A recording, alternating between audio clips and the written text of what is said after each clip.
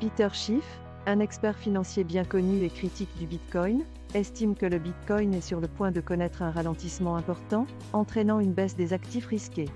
Schiff prévoit en revanche que les sociétés minières de métaux précieux connaîtront une cassure et que les actions aurifères deviendront les nouvelles valeurs technologiques.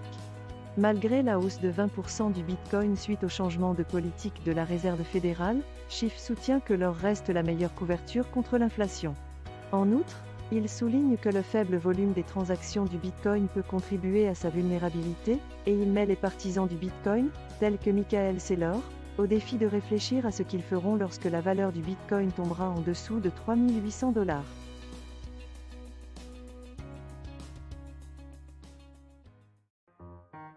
L'indice de volatilité du Bitcoin de Deribit, DVOL, mesure la volatilité attendue du Bitcoin au cours des 30 prochains jours et a développé une corrélation positive avec le prix de la crypto-monnaie.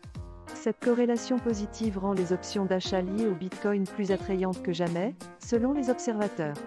Contrairement à l'année dernière, lorsque la baisse du Bitcoin a pris les traders au dépourvu, la reprise de cette année a vu des fonds s'accumuler vers des traders de haut niveau ou haussiers via des options.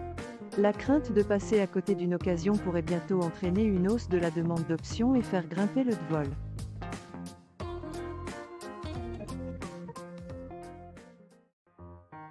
Archivenode.io, un service gratuit de nœud d'archivage du réseau principal Ethereum qui fournit des services aux développeurs, aux étudiants et aux chercheurs depuis plus de 3 ans, a annoncé sa fermeture. Le projet a été lancé pour mettre les données d'archives entre les mains des développeurs, des étudiants et des chercheurs qui souhaitaient créer des choses intéressantes. Certains affirment que le projet a été un succès et que son arrêt est dû à la disponibilité d'un solide marché de fournisseurs d'appels de procédure à distance offrant un accès aux données d'archives. Le service n'a pas été créé pour gagner de l'argent ou des bénéfices.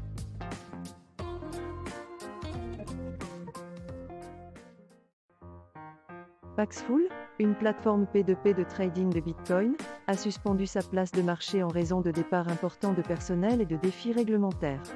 Le PDG, Ray Youssef, a invoqué des inquiétudes concernant la sécurité des fonds des clients suite à une action en justice intentée par le cofondateur de Paxful, Arthur Chabak, pour justifier la fermeture. Le portefeuille Paxful restera opérationnel pour permettre aux clients de récupérer leurs fonds. Youssef a encouragé les clients à passer à la garde automatique ou à utiliser d'autres fournisseurs de services tels que Bitnob et Noon.